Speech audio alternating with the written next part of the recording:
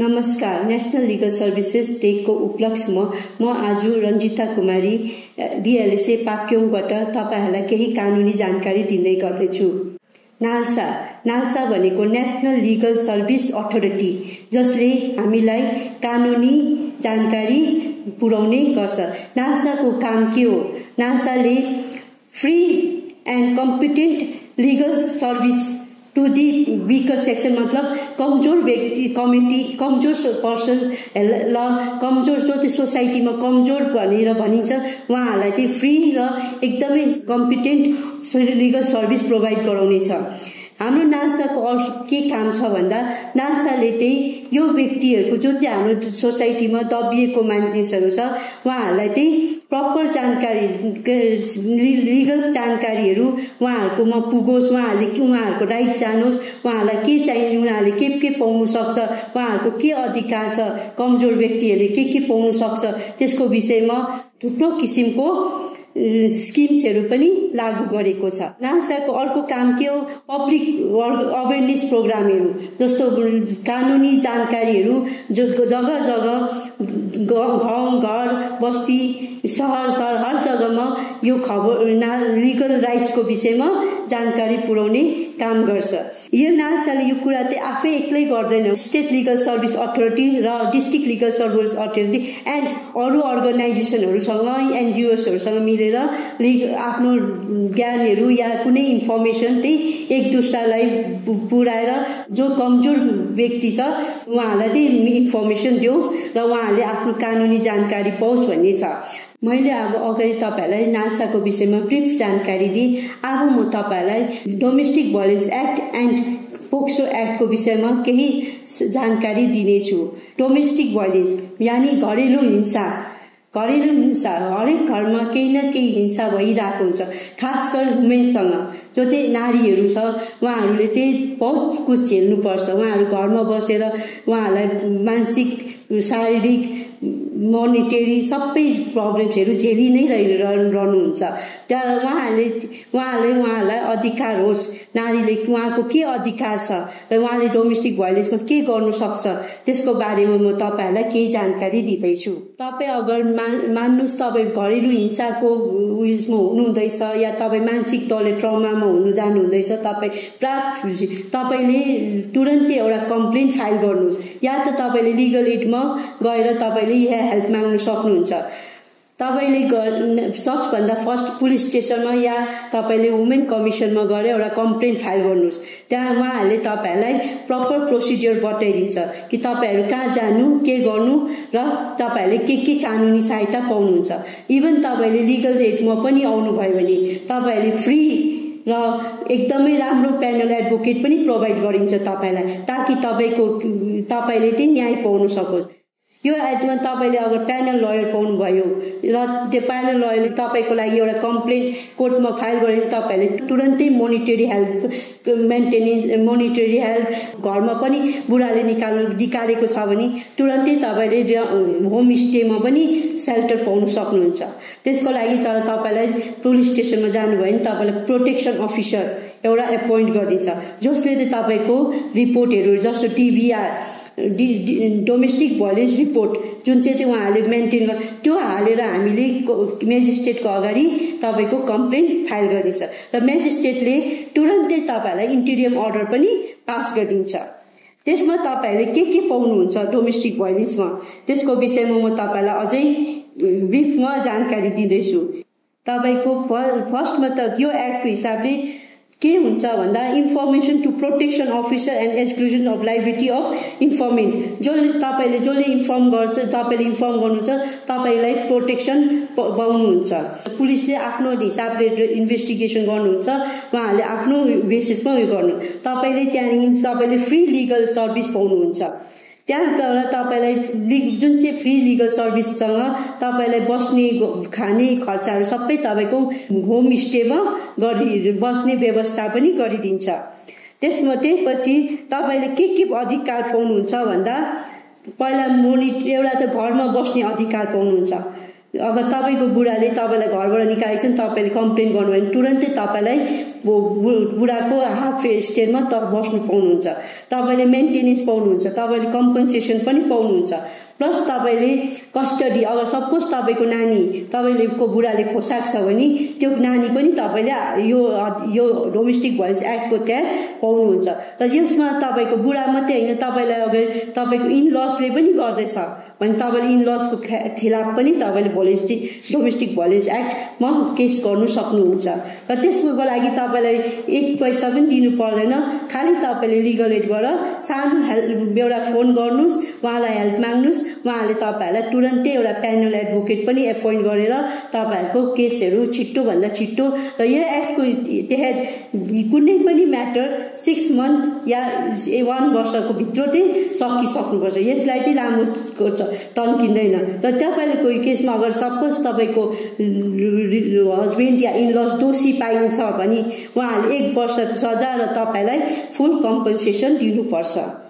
यो एक्टको तहत तपाईँले यो एक्टको हिसाबले तपाईँले जे पनि तर यस्तो होइन कि फल्स कम्प्लेन चाहिँ गर्नु पाएन। अगर सपोज तपाईँले फल्स कम्प्लेन या गर्नुभयो या केही गर्नुभयो भने चाहिँ फेरि तपाईँलाई पनि कोर्टले सजाय दिनु सक्छ। 2005मा त्यो समयमा वुमेन्स हेल्थ मात्रै किनभने उहाँहरूलाई नै घरेलु हिंसा हुन्छ भन्ने हाम्रो कानुनको नजरमा आउँथ्यो।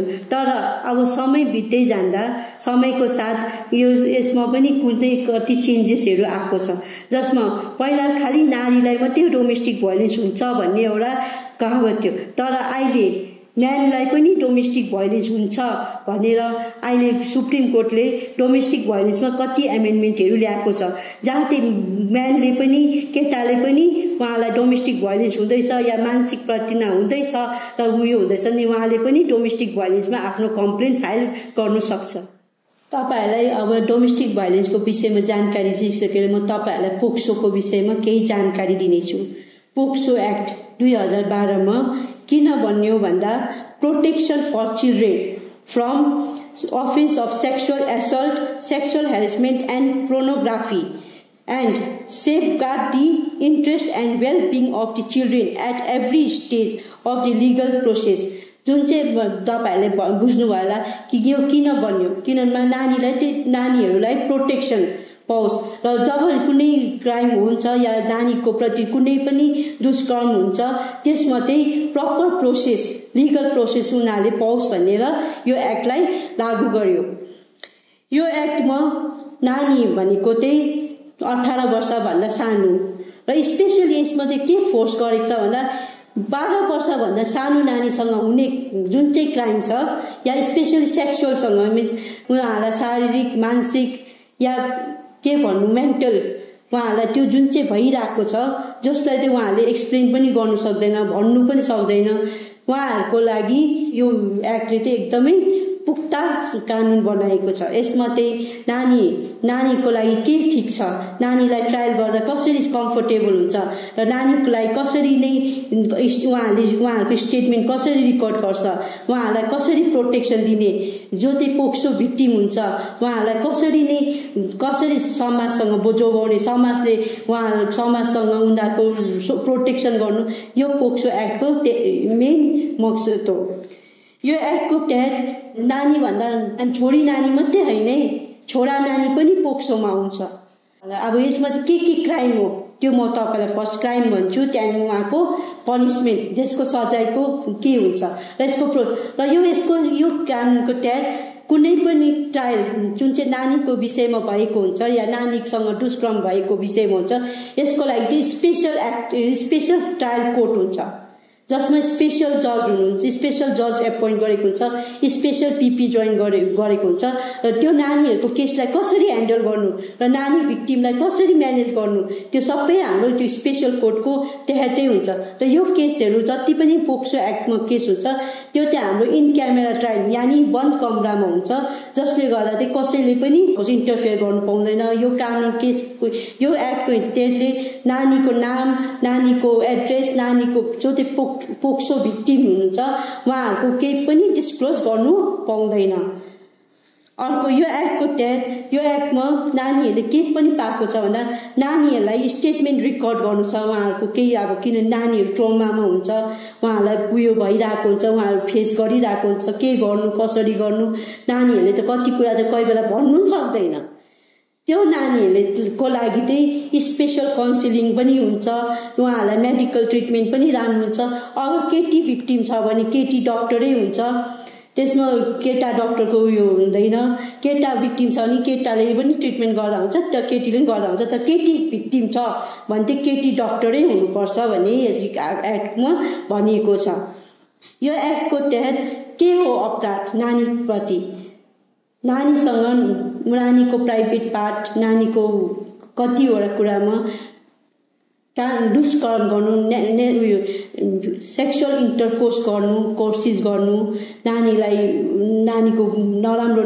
टच गर्नु नानीहरूलाई नभन्न डराउनु नानीहरूलाई उयो गर्नु त्यस्तो एक्टहरूमा यो एक्टमा जोडिएको छ।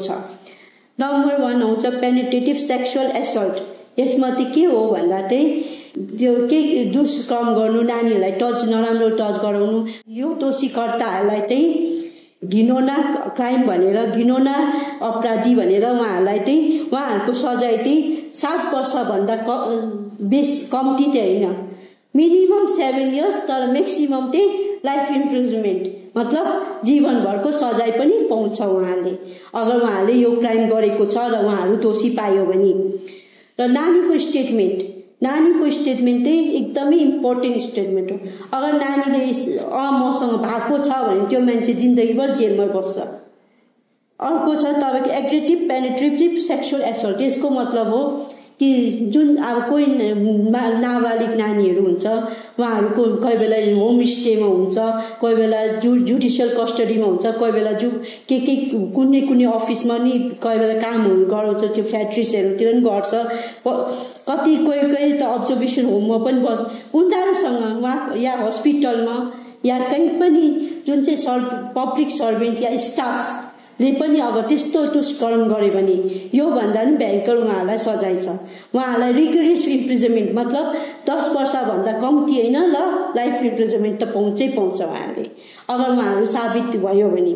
अर्को छ तपाईँको सेक्सुअल एसल्ट त्यो प्राइभेट पार्टतिर पिट्नु या नानीलाई चोट पुर्याउनु नानीको बडीमा उयोहरू हुनु नानीको त्यो इन्जर्डहरू पाउनु त्यसमा चाहिँ त्यो अगर भेटायो र मेडिकली प्रुफ भयो भने त्यो उहाँहरूले पनि सजाय पाउँछ र उहाँहरूको चाहिँ 5 वर्षदेखि लिएर 7 वर्षसम्मको सजाय छ।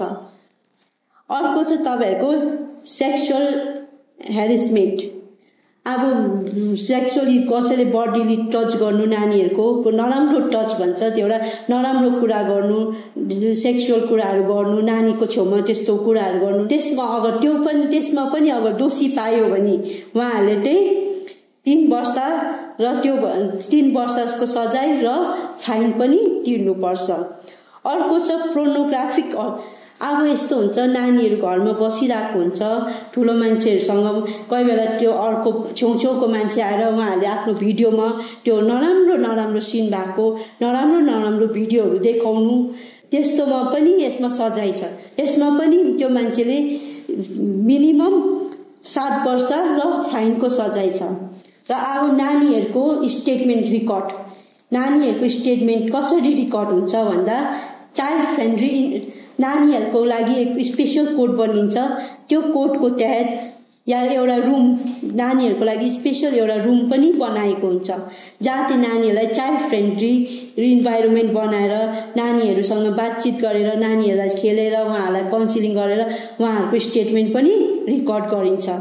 अगर सपोज नानीले आज म स्टेटमेन्ट दिन सक्दिनँ भने उहाँलाई टाइम ठिक छ आज छैन तिमी एक दिनपछि नानी जब कम्फोर्टेबल हुन्छ जो त्यो पोक्सो भिक्टिम हुन्छ उहाँहरू अगर कम्फोर्टेबल हुन्छ र उहाँहरूले एकदमै म दिन्छु स्टेटमेन्ट भन्यो भने मात्रै उहाँहरूको स्टेटमेन्ट रेकर्ड गरिन्छ।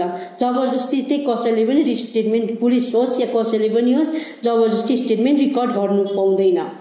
र नानीको जुन चाहिँ स्टेटमेन्ट रेकर्ड हुन्छ त्यो चाहिँ हाम्रो मेजिस्ट्रेटको छेउमा हुन्छ र मेजिस्ट्रेटले पनि उहाँकोलाई चाइल्ड फ्रेन्डली इन्भाइरोमेन्ट बनाएर उहाँसँग हाँस्दै बोल्दै खेल्दै बनाएर त्यति बेला उहाँले पनि नानीको स्टेटमेन्ट रेकर्ड गर्न सक्छ र उहाँको स्टेटमेन्ट कोर्टमै रेकर्ड गर्नुपर्छ भन्ने छैन।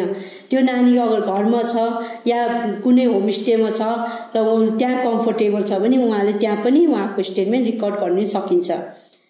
नानीको मेडिकल एक्जामिनेसन त मैले भनिहालेँ, लेडी पोक्सो भिक्टिम छ नि केटी पोक्सो भिक्टिम छ नि केटीले नै ट्रिटमेन्ट गर्नुपर्छ, केटा छ भने केटाकेटी कुनै डक्टरले पनि ट्रिटमेन्ट गर्दा हुन्छ। र यो एक्टमा अझै एउटा कुरा के छ भन्दा नानीको नाम एड्रेस केही पनि डिस्क्लोज गर्नु पाउँदैन। अगर कसैले मिडियामा या कसैले केही रेकर्ड गर्यो या नाम डिस्क्लोज गर्यो भने चाहिँ उहाँहरूलाई पनि सजायको प्रावधान छ। लिगल सर्भिस डेको उपलक्ष्यमा तपाईँलाई मैले यो सानो जानकारी दिएको छु र तपाईँहरूलाई केही हेल्प चाहियो या केही सहायता चाहियो तपाईँहरूले यो नम्बरमा सम्पर्क गर्न सक्नुहुन्छ।